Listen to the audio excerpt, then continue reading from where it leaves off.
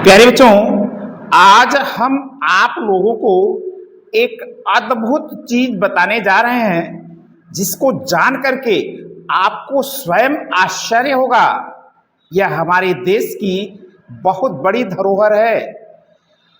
इसमें कैसे कैसे हमारे देश के लोग आज से बहुत वर्ष पहले क्या क्या शिल्पों का ज्ञान रखते थे, उस चीज को आपको बताने के लिए हमने इस तथ्य को आज लेकर के प्रस्तुत हुए हैं। तो चलिए, है क्या चीज? एलिफेंटा की गुफाएं।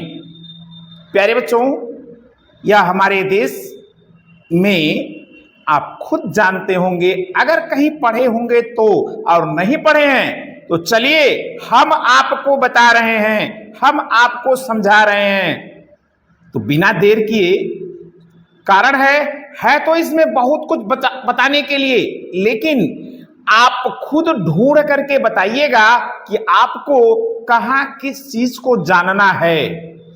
शुरू करते हैं। मुंबई से कुछ मील दूर समुद्र में एक द्वीप है। प्रथम यह जान लें, द्वीप क्या चीज होता है? समुद्र से चारों तरफ से घिरा हुआ भूमि का उथला भाग, संसार के कोलाहल से दूर। इस द्वीप की शांति को देखकर भारतीय कलाकार आकर्षित हुए। उन्होंने अपनी सांस्कृतिक विरासत को वहां की गुफाओं में चित्रित किया, चित्रों द्वारा उसको तैयार किया। सदियां गुजर गईं, समय बदल गया, लेकिन ये गुफाएं आज भी भारत के गौरवशाली अतीत की जो बीत गया है और संकेत करती हैं। निसंदेह ये गुफाएं हमारी सांस्कृतिक चेतना की कहानी कहती हैं। हमारी संस्कृति क्या रही है, कैसे कैसे लोग अपने को सजाए, आगे बढ़ाए, क्या क्या ज्ञान उनके पास था, उसका प्रयोग उन्होंने कैसे किया। मुंबई से पानी के मार्ग से एलिफेंटा द्वीप पर पहुंचने के पश्चात लगभग 1 किलोमीटर पैदल चलना पड़ता है। इन गुफाओं का नाम एलिफेंटा इसलिए पड़ा क्योंकि इनके प्रवेश द्वार पर चट्टानों को काटकर बनाए गए कई हाथी थे। हाथी को अंग्रेजी भाषा में एलिफेंट कहते हैं। अब ये हाथी यहां से हटाकर मुंबई के अजायब घर यानी चिड़ियाघर में रख दिए गए हैं। गुफाओं के कारण इस द्वीप का नाम ही एलिफेंटा हो गया। कारण है उसमें हाथियों के अधिकतम चित्र को अंकित किया गया है। इतिहासकारों का अनुमान है कि इन गुफाओं के अंदर बनी कलाकृतियों की रचना ईसा पूर्व, इसको आप समझते हैं, जब से ईसवी सन प्रारंभ होता है तो उसके पहले का जो समय होता है उसे कहते हैं ईसा पूर्व। 18वीं शताब्दी में हुई होगी। यह केवल अनुमान है, निश्चित पहचान नहीं मिल पाई है। इन मूर्तियों से कुछ ही दूर शंकर समाधि का पवित्र स्थान है। कहते हैं यहाँ शिव जी ने बहुत दिनों तक तपस्या की थी और वे लंबे समय तक समाधि में लीन रहे, यानी तपस्या में लीन रहे। यह समाधि गुफा की तरह लगभग 1 मीटर ऊंची है। इसके आगे गुफा में कई विशाल खंभे बने हुए हैं। प्यारे बच्चों, आप लोगों की जानकारी के लिए ये जो गुफा बनाई गई है, एक ही पत्थर, अब आप सोच लें किसी ईंट को लेकर के आप कोई चीज निर्माण कर रहे हैं, सो एक ही ईंट में सारी सब कुछ दिखा देना, इस प्रकार से इसका निर्माण किया गया है। त्रिमूर्ति महादेव के समीप ही गंगा जी का एक विचित्र स्रोत है। ये अद्भुत है। बड़ी सी चट्टान के नीचे पानी का 6 मीटर लंबा और 3 मीटर चौड़ा कुंड है। कुंड आप समझते हैं, वह स्थान जहां से पानी कभी कम नहीं हो, ऐसे स्थान को, यानी ये प्राकृतिक स्रोत हैं। इसमें भीतर ही भीतर पानी बहता रहता है। ऊपर से झील की तरह दिखाई पड़ता है। पानी तभी हिलता है जब झील के किनारों पर बैठे मेढक आदमियों के पैरों की आहट पाकर पानी में कूद पड़ते हैं। लोगों का विश्वास है कि यह पहाड़ी झील गंगा जी की एक शाखा है। इसका जल बहुत शीतल, स्वच्छ और पाचक है। ठीक उसी प्रकार से जिस प्रकार से वास्तविक गंगा जल आसानी से आप पी करके उसको हमारा शरीर पचा लेता है। एलिफेंटा का छोटा सा पहाड़ी टापू है। इसके चारों ओर समुद्र है। पहाड़ पर खड़े होकर देखने से समुद्र का दृश्य बहुत हृदयग्राही प्रतीत होता है। हृदय को अपनी तरफ बरबस आकर्षित कर लेता है।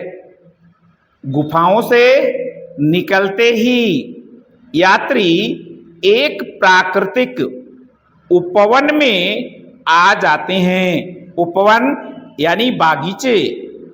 नारियल, यहाँ नारियल के हरे भरे वृक्ष हैं और हरी भरी लताएं। तो बच्चों, ये जो लताएं हैं एक प्रकार की नहीं, लता क्या होती है, यानी बेल। एलिफेंटा की गुफाओं से बाहर कई छोटी और गहरी गुफाएं हैं। इनमें चित्र अथवा मूर्तियां नहीं हैं, परंतु ये इस ढंग से बनी है कि यदि इनमें 100 आदमी भी एक साथ ठहर जाएं तो उनकी धूप और वर्षा से रक्षा हो सकती है। एक गुफा तो इस प्रकार बनी है कि दूर से देखने पर रंगमंच सी, आप रंगमंच समझते हैं, जहां व्यक्ति अपने तरह तरह की प्रस्तुतियों को प्रस्तुत कर सकता है, दिखा सकता है। यहां ध्यान दें, यहां देखिए उस झील का चित्रों के माध्यम से दिखाया भी, बताया भी गया है। दिखाई पड़ती है रात के समय। प्रायः इन गुफाओं में हिंसक पशु आ जाते हैं। इस कारण इनमें रात में कोई नहीं रहता। रात्रि के समय उन गुफाओं में कोई जाता नहीं है। एलिफेंटा के चारों ओर मजबूत पक्की सड़कें हैं। लोग चारों ओर ऊपर नीचे पहाड़ पर घूमकर उसी जगह आ जाते हैं जहां से चले थे। इस प्रकार एलिफेंटा की प्रदक्षिणा यानी परिक्रमा हो जाती है। गुफाओं वाली सड़क भी बहुत सुंदर है।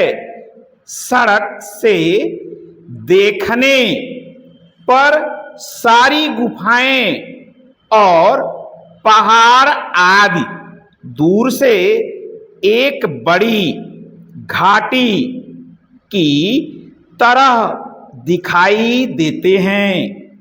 प्यारे बच्चों, एलिफेंटा में अपार शांति है। ये गुफाएं एक अति विशाल शिलाखंड यानी पत्थर को काटकर बनाई गई हैं। यह एक बहुत बड़ी और विस्तृत गुफा है। विस्तृत यानी फैली हुई। इसकी छत है और प्रवेश द्वार कई हैं। चट्टानों को काटकर बनाई गई दीवारों पर खोदकर अनेक कलापूर्ण मूर्तियां और चित्र बनाए गए हैं। गुफा के एक कोने में विवाह के समय शिव पार्वती की युगल अर्थात दोनों की मूर्ति विराजमान है। शिव एक पैर पर खड़े हैं। पार्वती उनके पार्श्व में यानी बगल में विराजमान हैं। इन मूर्तियों के निर्माण में अति सूक्ष्म खुदाई की गई है, अर्थात बड़े ही सुंदर और प्यारे ढंग से इनको बनाया गया है। इनमें पार्वती जी के वस्त्र को साफ साफ देखा जा सकता है। मूर्तियां 4 से 5 मीटर ऊंची हैं। इन मूर्तियों के हाथ खंडित हैं। सो प्यारे बच्चों, हमारे देश में एक नहीं अनेक बार विदेश के लोग आकर के ऐसी हमारी धरोहरों को मिटाने की कोशिश किए हैं और ये उनकी गवाह हैं। गुफा के दूसरे कोने में शंकर जी की एक त्रिमूर्ति अर्थात 3 सिरों वाली मूर्ति है। इसकी भी बहुत बारीकी से खुदाई की गई है। मूर्ति के तीनों सिर और आधे वक्ष स्थल नाना प्रकार के अलंकर आप समझते हैं, जेवरात्रों यानी जेवर से सुसज्जित दिखाई पड़ते हैं।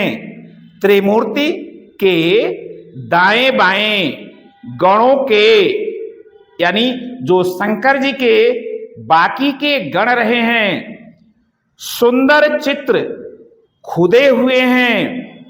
इस मूर्ति में भगवान शंकर द्वारा कामदेव के मान मर्दन, प्यारे बच्चों, कामदेव शंकर जी को अपने वश में करने के लिए गए हुए थे, उस चीज का यहां वर्णन है। समय मिलने पर निश्चित रूप से विस्तार से आपको इसको हम बताएंगे कि घटना का भावांकन किया गया है, यानी चित्रों के माध्यम से इस चीज की प्रस्तुति दी गई है। यह लगभग 5.5 मीटर ऊंची है। यहां ध्यान दें, आपको एक छोटा सा चित्र भी दिखाया गया है जिसमें खंडित मूर्ति को भी दिखलाया गया है।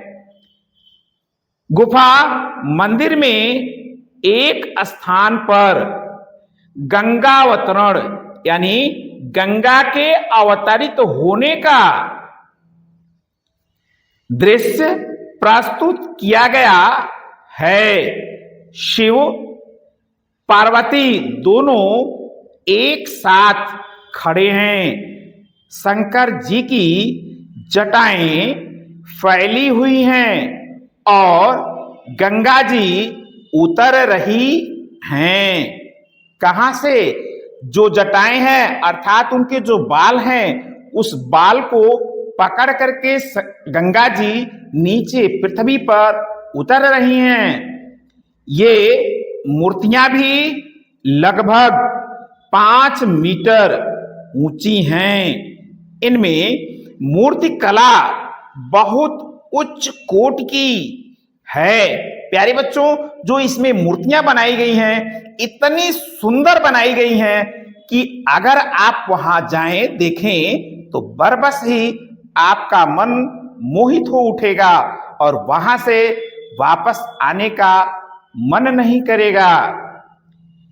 इनके पास ही अर्धनारीश्वर, आप समझते हैं इसको, आधा शरीर स्त्री और आधा शरीर पुरुष की सुंदर मूर्ति है। इनमें शंकर जी के शरीर का आधा भाग पार्वती जी की तरह दिखाई देता है। गुफा में एक ओर कैलाश पर्वत पर राज्य करते हुए शिव पार्वती की जोड़ी अंकित है।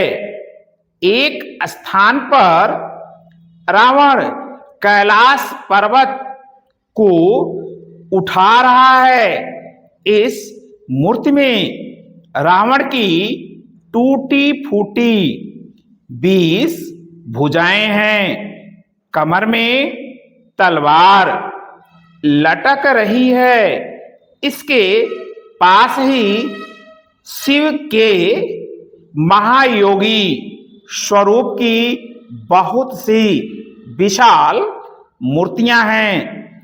शंकर जी के प्रधान गण तथा अंगरक्षक काल भैरव की 2 सुंदर मूर्तियां पास में खुदी हैं।